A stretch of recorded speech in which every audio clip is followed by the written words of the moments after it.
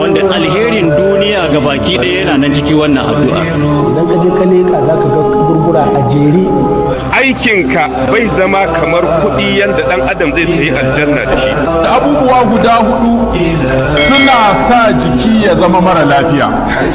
Na farko, surutu da yawa.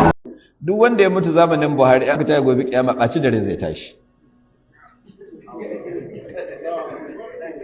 Don ya ce da bakin ciki. Haka dai ko ba haka bane? To, wace riba an kaci zamanin Buhari? Babu. Ko guda babu. Kuma ga wani bala'i na ya taso mu al'umma da shi, wai canjin kuɗi. Kun tabbatar da tuwo bai canza suna? 1984 haka yayyafa. Kuma ya ga abin da ya faru ga Najeriya gaba ɗaya, da mutanen Najeriya, da tattalin arzikin Najeriya. Shi ne canjin kuɗin nan da yana 1984 shi ne sababbi ya karyewa arzikin Najeriya. Yara kuke? Ku samu dattijai irin muku tambaye su. Kafin Buhari, in mutum zai tafi Makka, alhazanmu in za su tafi Makka, ba ruwansu da canji. Kana riƙa ko nawa kuɗin Najeriya ka sa aljihu ka tai da su kuma a amsa can Makka, ana amsa. Duk inda ka zo ana amsa kuɗin Najeriya. Sai ya zo ya canza kuɗi cikin ɗan lokaci ƙanƙane.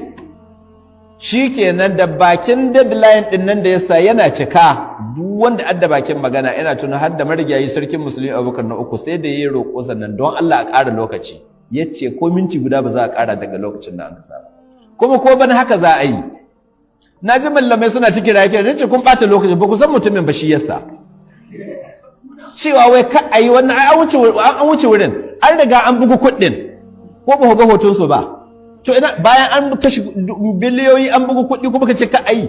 To in ba a yi ba to ya za a yi da waɗanda da an ka bugu. Ai magana ka ai ba ta so ba. Sannan lokacin da an ka sa kuma duk ƙasar gasu taru su roƙe bai ƙara ko kwana guda. Haka yana yin cin 84. Mutane sun kai hasara. Da bakin lokacin nan da gwamnati ta sa yana cika duk inda wasu kuɗi suke da ba a canza ba sun zan sansamin lin ba su da bambanci da sansamin lin. Mutane da nan cikin gida da waje sun kai hasara mai yawa. To tun lokacin nan ƙasashen duniya sun ka bakar kuɗin Najeriya tun lokacin nan. Tun lokacin nan ganin hasarar da sun kai sun ka karɓar kuɗin Najeriya.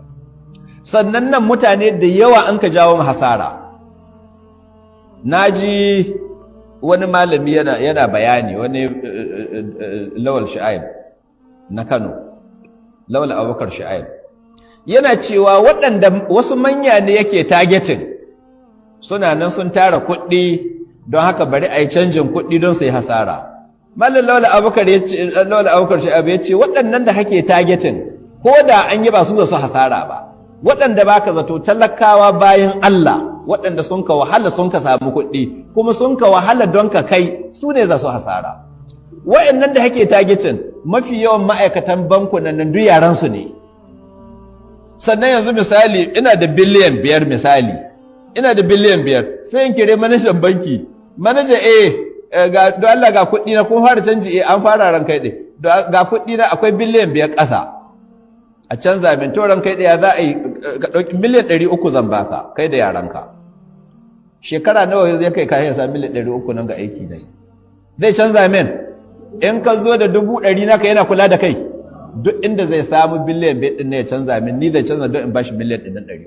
To haka ba su zo su hasa waɗanga bayan Allah da na yi noma sun ka sai da tonka sun kai noman tonka sun kai noman rani sun kai mi su zo su hasara.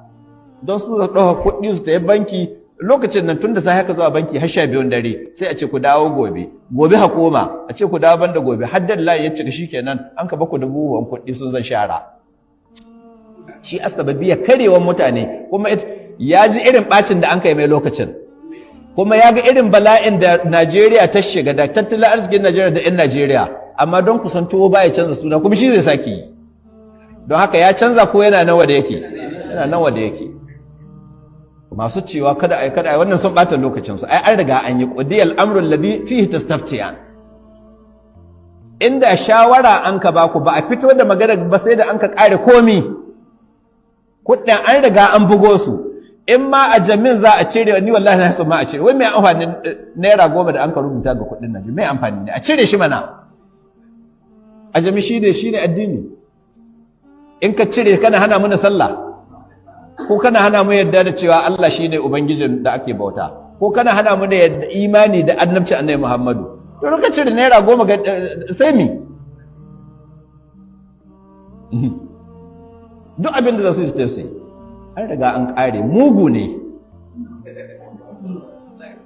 iyaka a duk ƙofa 'yan sauran watannin nan irin muguntar da yawa mutane ita Allah ka sa ta bi shi har ƙarshen rayuwa ta yi yaka abin zama magana cewa ka a yi a ja da baya ka taɓa ganin ya fuskanci na ya jawo da baya abin jawo da baya lokacin da an ka yi mai kuna 1985 ku saurara ku jami an ka zarge shi da shi taurin kai in ka ce ɗan karin taurin kai gare shi to Allah ya canza mai halitta ne shi yasa ai aka cewa Buhari na yara ai yara matasa lokacin da yayi mulkin nan sannan kuna yara ana goye da ku ba ku san bala'in da uwayenku sun ka shiga ba wanda tuji ka ga ya bi shi ai yaran ne matasa da ba su hali ne ba amma yanzu ka ai sun sani ko tun da gidanku ko da ya hawa ana da fashin kaya yanzu garin kwaki aka ci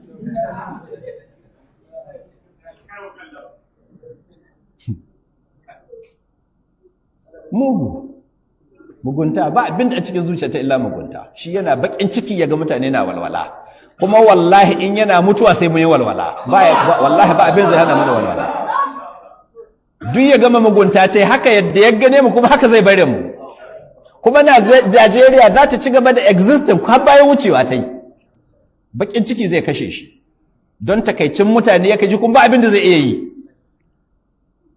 to Allah ya shiryar da mu yau mu tafi ga karatu